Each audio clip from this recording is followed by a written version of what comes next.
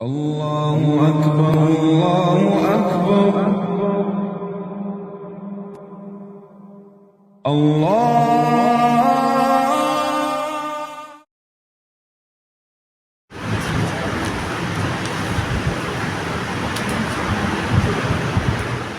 اعوذ باللہ من الشیطان الرجیم بسم اللہ الرحمن الرحیم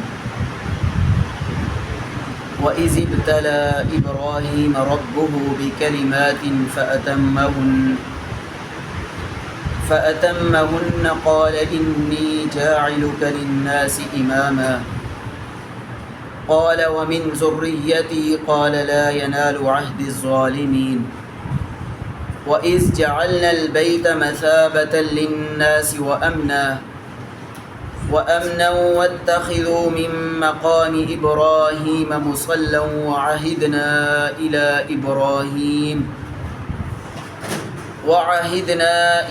إِبْرَاهِيمَ وَإِسْمَاعِيلَ أَن طَهِّرَا بَيْتِيَ لِلطَّائِفِينَ وَالْعَاكِفِينَ وَالرُّكَّعِ السُّجُودِ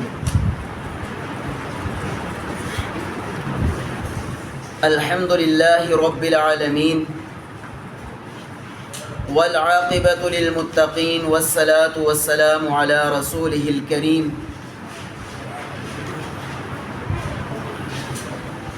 تھوڑی سی ہم نے کلاس کی ترتیب کو چینج کیا ہے.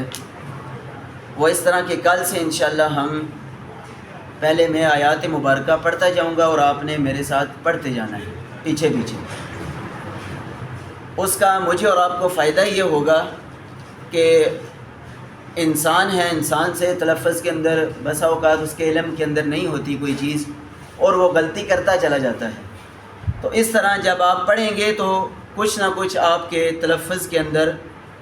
بہتری آئے گی انشاءاللہ. اور یہ چیز بہت ہی ضروری ہے کیونکہ اگر میں اور آپ اس آیت مبارکہ کو ہی دیکھیں تو یہاں پر ہے وَإِذِ ابْتَلَى إِبْرَاهِيمَ رَبُّهُ. اب ابراہیم میم کے اوپر زبر ہے آخر کے اندر. اگر ہم اس زبر کی بجائے اس کے اوپر پیش دے دیں تو اس کا معنی یہ بن جائے گا کہ نعوذ باللہ ابراہیم علیہ السلام نے اپنے رب کو آزمایا، حالانکہ رب کو کوئی نہیں آزما سکتا. تو دیکھیں ایک زبر ہے اس کو ہم پیش کر رہے ہیں، چھوٹی سی ہم تبدیلی کر رہے ہیں اور معنی کہیں سے کہیں پہنچ گیا. تو اس لیے پھر میرے اور آپ کے لیے ضروری ہے جب میں اور آپ اس طرح پڑھیں گے تو انشاءاللہ امید ہے کہ میرے اور آپ کے تلفظ کے اندر بھی بہتری آئے گی. تو آج میں اور آپ سورۃ البقرہ کی آیت نمبر 124 اور 125 کا ترجمہ پڑھنے کی کوشش کریں گے. اللہ رب العالمین فرماتے ہیں وَإِذِ ابْتَلَى، اور جب آزمایا ابراہیم علیہ السلام کو ربہ ان کے رب نے بکلمات چند کلمات کے ساتھ فأتمہن، تو ابراہیم علیہ السلام ان کلمات کو پورا کر دیا انہوں نے. یعنی جو بھی اللہ رب العالمین نے ان کے اوپر آزمائشیں ڈالی تو ابراہیم علیہ السلام ان آزمائشوں کے اندر پورے اترے اللہ رب العالمین کی طرف سے جو آئیں. قال، تو اللہ رب العالمین نے فرمایا انی، بے شک میں جاعلک، آپ کو بناؤں گا، یعنی ابراہیم علیہ السلام سے مخاطب ہیں، آپ کو میں بناؤں گا للناسی، لوگوں کے لیے، اماماً، پیشوا، امام. قال، تو ابراہیم علیہ السلام نے فرمایا وَمِن ذُرِّيَّتِي، اے اللہ میری اولاد میں سے بھی، نسل میں سے بھی کچھ ایسے لوگ پیدا ہوں جو امام اور پیشوا بنیں، صرف میرے تک یہ معاملہ محدود نہ ہو. تو اللہ رب العالمین نے آگے فرمایا قال، تو اللہ رب العالمین نے فرمایا لا ینالو، نہیں پہنچے گا عہد الظالمین، میرا وعدہ یا میرا عہد ظالم لوگوں کو. آگے اللہ رب العالمین فرماتے ہیں وَإِذْ جَعَلْنَا، اور جب ہم نے بنایا البیت، بیت اللہ کو، مثابتاً، ثواب کی جگہ، للناسی، لوگوں کے لیے، وَأَمْنًا، اور امن و امان کی جگہ، واتخذوا اور تم بناؤ من مقام ابراہیم مقام ابراہیم کو مصلاً جائے نماز، وعہدنا اور ہم نے عہد لیا الی ابراہیم ابراہیم علیہ السلام سے، و اسماعیل اور اسماعیل علیہ السلام سے، ان طاہرا کیا عہد لیا کہ تم دونوں صاف رکھو بیتیا میرے گھر کو للطائفین طواف کرنے والوں کے لیے، والعاکفین اور اعتکاف کرنے والوں کے لیے، والرکع السجود اور رکوع اور سجدہ کرنے والوں کے لیے۔ تو یہ تھا ان آیات مبارکہ کا لفظی ترجمہ۔ تو آئیے ہم پہلی آیت مبارکہ کی مختصر تفسیر جاننے کی کوشش کرتے ہیں۔ تو اللہ رب العالمین نے یہاں پر فرمایا کہ وَإِذِ ابْتَلَىٰ إِبْرَاهِيمَ رَبُّهُ بِكَلِمَاتٍ کہ اللہ رب العالمین نے ابراہیم علیہ السلام کو چند کلمات کے ذریعے ان کو آزمایا۔ وہ چند کلمات کون سے تھے؟ اللہ رب العالمین کی آزمائشیں تھیں۔ جس طرح ابراہیم علیہ السلام کے اوپر ایک آزمائش یہ بھی آئی کہ ان کو خواب کے اندر آیا کہ اپنے بیٹے کو ذبح کر دو، تو وہ اپنی اس آزمائش کے اوپر اللہ رب العالمین کے امتحان کے اوپر پورے اتر گئے۔ اسی طرح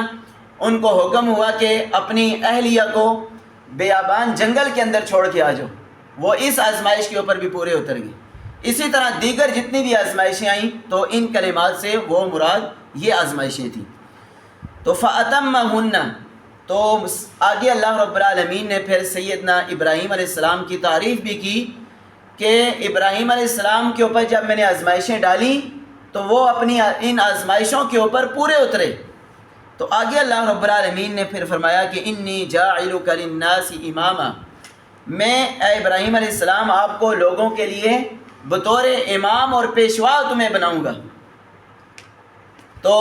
آپ مفسرین کرام نے اس جملے کی تفسیر کے اندر لکھا ہے کہ پھر سیدنا ابراہیم علیہ السلام کو صرف مسلمان نہیں اپنا امام اور پیشوا مانا کرتے تھے، بلکہ یہودی اور عیسائی بھی ان کے ہاں بھی ابراہیم علیہ السلام کی شخصیت بڑی ہی معتبر سمجھی جاتی تھی۔ اور اس کے بعد جب نبی علیہ السلام کے دور کے اندر جو عرب کے مشرکین تھے وہ بھی سیدنا ابراہیم علیہ السلام کی شخصیت کو بڑا ہی معتبر سمجھتے تھے۔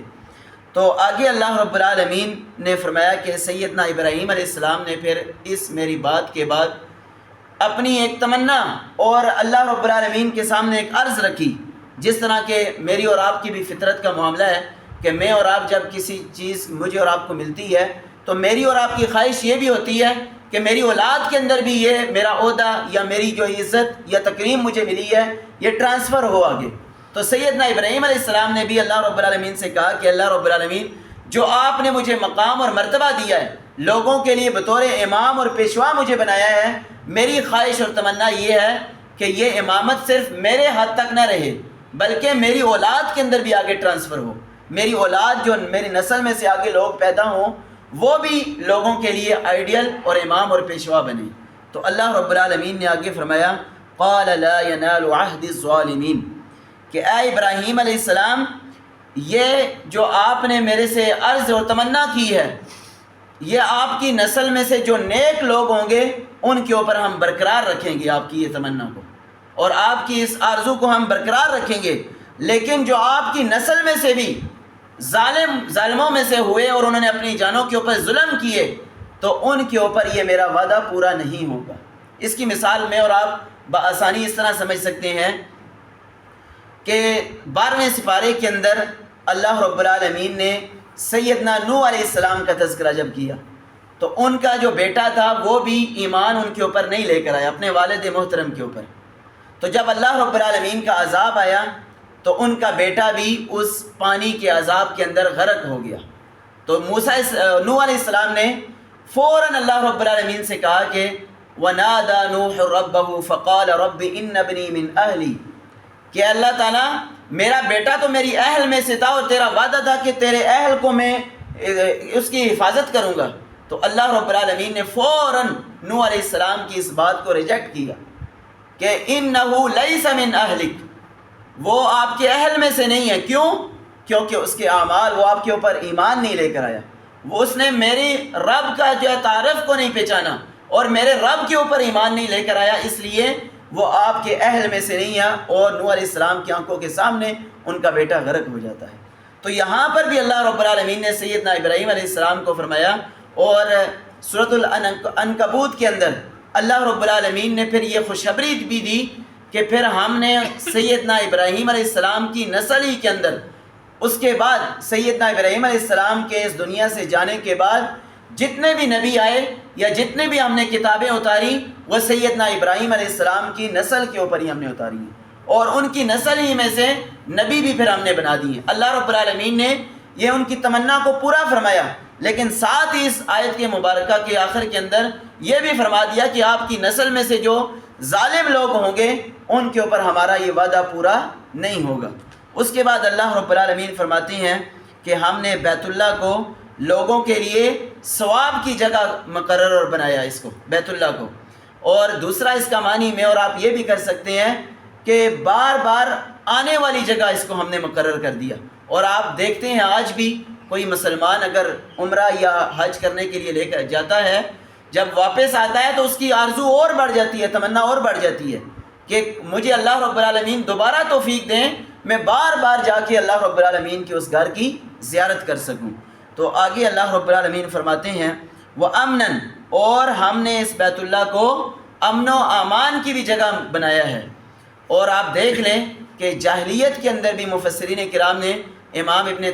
کثیر رحمہ اللہ تعالی نے اپنی تفسیر کے اندر یہ بات لکھی ہے کہ زمانہ جاہلیت کے اندر بھی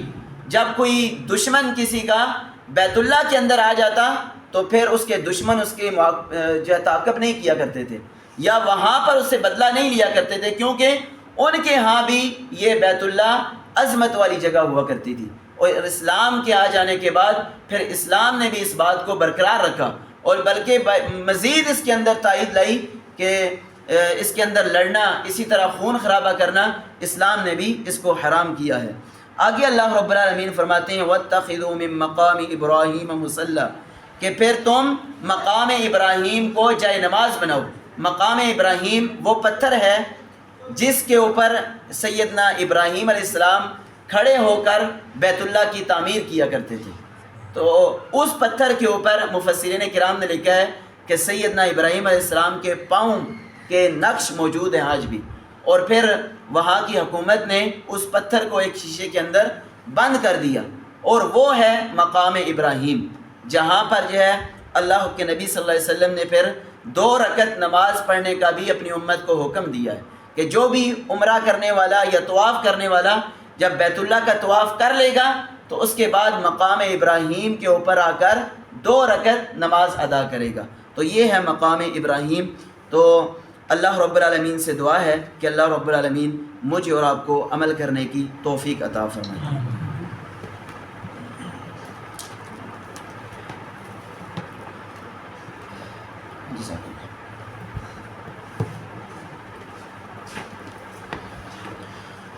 اس کے بعد ہماری حدیث مبارکہ کا درس ہے۔ تو آج کی جو ہماری حدیث مبارکہ ہے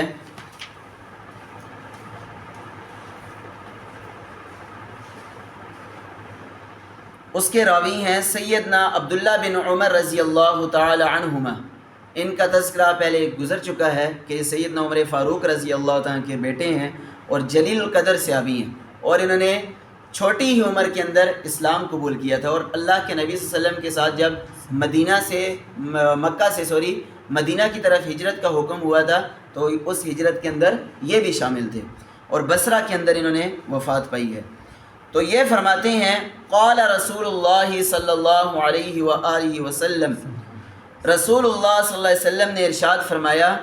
احلت لنا میتتانی، ہمارے لیے 2 مردار اللہ رب العالمین نے حلال کر دیے ہیں، ودمانی، اور اسی طرح 2 خون بھی اللہ رب العالمین نے ہمارے لیے حلال کر دیے ہیں۔ فَأَمَّا الْمَيْتَتَانِ، جو 2 مردار اللہ رب العالمین نے اس امت کے اوپر حلال کیے ہیں وہ کون کون سے ہیں؟ فَالْجَرَادُ، وہ ٹڈی جو عرب کے علاقے کے اندر صحراؤں کے اندر پائی جاتی ہے، اور وَالْحُوتُ، اور اسی طرح مچھلی، اگر سمندر کے اندر وہ مردار حالت کے اندر بھی مجھے اور آپ کو ملتی ہے تو میں اور آپ اسے کھا سکتے ہیں، یا باہر بھی آ کر وہ مر جاتی ہے تو اس کے ذبح کیے بغیر میرے اور آپ کے لیے حلال ہے۔ وَأَمَّا الدَّمَانِ، اور اسی طرح جو دو خون اللہ رب العالمین نے ہمارے لیے حلال کیے ہیں، فَالتِّحَالُ، وہ پہلا کون سا ہے؟ تلی، جو ہم اکثر جانوروں کے اندر دیکھتے ہیں، وَالْكَبِدُ، اور اسی طرح جگر جو خون ہوتا ہے جس کے اندر، وہ بھی میرے اور آپ کے لیے اللہ کے نبی صلی اللہ علیہ وسلم نے فرمایا کہ یہ دو خون حلال کر دیے گئے ہیں۔ تو اس حدیث مبارکہ کا یہاں پر طہارت کے ساتھ کیا تعلق ہے جی؟ حالانکہ اس کا کوئی مجھے اور آپ کو بظاہر پتہ تو نہیں چل رہا کہ امام صاحب نے باب باندھا ہے کہ کتاب جو لائے ہیں وہ کتاب الطہارہ پاکیزگی کے حوالے سے، اور یہاں پر دو مردار اور دو خون کے بارے میں آ گیا ہے۔ کوئی بھائی بتا سکتے ہیں؟ جی کر سے دیکھیں، مچھلی اکثر پانی کے اندر ہی ہوتی ہے اور پانی کے اندر ہی پائی جاتی ہے، تو بتانے کا مقصد یہ ہے کہ اگر مچھلی پانی کے اندر مر جاتی ہے تو اس کے مرنے کی وجہ سے پانی ناپاک نہیں ہوتا، وہ اس سے میں اور آپ طہارت حاصل کر سکتے ہیں۔ یا پانی تھوڑا ہے یا زیادہ ہے، اس کے اندر اگر مری ہوئی مچھلی پڑی ہوئی ہے تو وہ پانی، امام صاحب بتانا یہ چاہتے ہیں اس حدیث مبارکہ سے کہ وہ پانی ناپاک اور نجس نہیں ہوتا کہ اس مچھلی کے مرنے کی وجہ سے، تو اس لیے یہ امام صاحب یہاں پر حدیث مبارکہ لے کر آئے ہیں۔ اس کے علاوہ ایکسٹرا آج جو دو مسئلے میں اور آپ اس حدیث مبارکہ سے سمجھنے کی کوشش کریں گے، ایک مسئلہ یہ ہے کہ اللہ رب العالمین اپنی کلام مبارک کے اندر تو فرماتے ہیں کہ انما حرم علیکم المیتۃ، تمہارے اوپر مردار کو حرام کر دیا گیا ہے، اور یہاں پر تو مچھلی اللہ کے نبی صلی اللہ علیہ وسلم فرما رہے ہیں کہ اگر مری حالت کے اندر بھی تم پاتے ہو، مردہ حالت کے اندر، تو تمہارے لیے حلال ہے۔ دیکھیں یہ حدیث مبارکہ پھر قرآن پاک کی نص کے خلاف آ گئی، اس کے مقابلے کے اندر آ جاتی ہے۔ اگر بظاہر میں اور آپ دیکھیں تو قرآن پاک کے اندر ہے کہ تمہارے لیے ہر قسم کا مردار، یعنی جو تمہارے حلال جانور ہیں، اگر وہ ان کا ذبح کیے بغیر ان کا روح نکل جاتا ہے وہ تمہارے لیے حرام ہیں۔ اور یہاں پر اللہ کے نبی صلی اللہ علیہ وسلم نے اس نص کے مقابلے کے اندر فرما دیا ہے کہ مچھلی اگر بغیر ذبح کیے بھی تم اسے کھا سکتے ہو، وہ مردہ حالت کے اندر بھی تم اگر پاتے ہو تو اسے کھا سکتے ہو۔ جی کوئی بھائی بتا سکتے ہیں؟ دیکھیں یہ اللہ کے نبی صلی اللہ علیہ وسلم کو اختیار دیا گیا تھا، ان کے اوپر وحی نازل ہوا کرتی تھی، وہ کسی چیز کے اندر استثناء، کیونکہ اللہ رب العالمین کی کلام پاک کے اندر فرماتے ہیں اللہ رب العالمین وَمَا يَنْطِقُ عَنِ الْهَوَىٰ إِنْ هُوَ إِلَّا وَحْيٌ يُوحَىٰ، وہ اپنی زبان نبوت سے جو کچھ بھی نکالتے ہیں وحی کے ذریعے سے نکالتے ہیں۔ تو یہ میں اور آپ اس کے اندر اس کو استثناء کرنے والے نہیں ہیں، یا کوئی بڑے سے بڑا مفتی کرنے والا نہیں ہے، یہ وہ ذات اس کے اندر اضافہ کرنے والی ہے کہ جس کو اللہ رب العالمین نے اختیار دیا تھا۔ اب اسی طرح بعض بھائی جو ہے یہ اعتراض کرتے ہیں کہ نماز کے اندر مثلا اللہ کے نبی صلی اللہ علیہ وسلم نے فرمایا لا صلاۃ لمن لم یقرأ بفاتحۃ الکتاب، اس شخص کی نماز نہیں ہوتی جو اپنی اس نماز کے اندر سورۃ الفاتحہ نہیں پڑھتا۔ اب بعض بھائی کہتے ہیں جی کہ قرآن پاک کے اندر اگر اللہ رب العالمین فرماتے ہیں وَإِذَا قُرِئَ الْقُرْآنُ فَاسْتَمِعُوا لَهُ وَأَنصِتُوا لَعَلَّكُمْ تُرْحَمُونَ، جب تمہارے سامنے قرآن پاک کی تلاوت کی جائے تو تم اسے غور سے سنو اور خاموش ہو جاؤ۔ تو اب بعض بھائی یہ اعتراض کرتے ہیں کہ یہ حدیث مبارکہ لا صلاۃ لمن لم یقرأ بفاتحۃ الکتاب قرآن پاک کی اس نص کے مقابلے کے اندر آئی ہے، لہٰذا ہم اگر امام جہری نمازوں کے اندر اونچی آواز کے اندر اگر قرأت کر رہے ہیں تو ہم پیچھے سورۃ الفاتحہ نہیں پڑھیں گے۔ تو ان کو یہ پھر دلیل ان کے سامنے رکھیں پھر کہ اگر آپ یہ بات نہیں مانتے تو پھر مچھلی کھانا بھی چھوڑ دیں، کیونکہ قرآن پاک کے اندر تو اللہ رب العالمین نے مردار کو حرام کیا ہے۔ اللہ کے نبی صلی اللہ علیہ وسلم نے یہاں پر اس مچھلی اگر مردہ حالت کے اندر آپ پاتے ہیں تو اس کو حلال کر دیا ہے، تو پھر وہ بھائی مچھلی بھی کھانا چھوڑ دیں۔ ان کو آپ جو ہے یہ جواب دیا کریں، یہ نہیں ہے کہ میٹھا میٹھا آپ اور کوڑا کوڑا تھو تھو، ایسا نہیں کرنا، بلکہ یہاں پر اگر میں اور آپ مچھلی وہ بھائی کھاتے ہیں تو یہاں پر پھر ہم کو سورۃ الفاتحہ والی دلیل بھی ماننی چاہیے۔ اسی طرح دوسرا مسئلہ جو مجھے اور آپ کو اس حدیث مبارکہ سے پتہ چلتا ہے کہ آج کل سوشل میڈیا کے اوپر ایک بہت بڑا فتنہ انکار حدیث کے اوپر ہے. لوگ جو ہے اپنی نئی نئی آئیڈیا بنا کر وہاں پر یہ بات بتا رہے ہیں اور مسلمانوں کو گمراہ کر رہے ہیں کہ ہدایت کے لیے صرف قرآن مجید بس کافی ہے، نبی صلی اللہ علیہ وسلم کی حدیث مبارکہ کی کوئی ضرورت نہیں ہے. نعوذ باللہ من ذالک. تو ان کو بھی یہ بتا دیں کہ پھر مچھلی قرآن پاک سے آپ حلال کر کے دکھا دیں. قرآن پاک کے اندر تو مردہ ہر چیز جو ہے اس کو حرام کیا گیا ہے. اللہ کے نبی صلی اللہ علیہ وسلم نے یہاں پر اپنی حدیث کے ذریعے مچھلی کو حلال کیا ہے. تو وہ پھر بھائی جو کہتے ہیں کہ صرف قرآن پاک کی ہدایت کے لیے کافی ہے، حدیث کی کوئی ضرورت نہیں ہے، تو وہاں پر آ کر یہ پھنس جاتے ہیں کہ مچھلی صرف قرآن پاک کے اندر کہیں بھی مچھلی کی حلت کا کوئی تذکرہ نہیں ہے، حدیث مبارکہ کے اندر صرف آیا ہے. تو اللہ رب العالمین سے دعا ہے کہ اللہ رب العالمین مجھے اور آپ کو ان باتوں کے اوپر عمل کرنے کی توفیق عطا فرمائے. آمین. وآخر دعوانا ان الحمد للہ رب العالمین. یہ آپ نے صحیح فرمایا یہ مچھلی والا واقعہ. جی جی. جو سورہ فاتحہ والا ہے اس کا حل ہے. اچھا. امام بخاری رحمہ اللہ نے کتاب لکھی ہے جزء القراءۃ.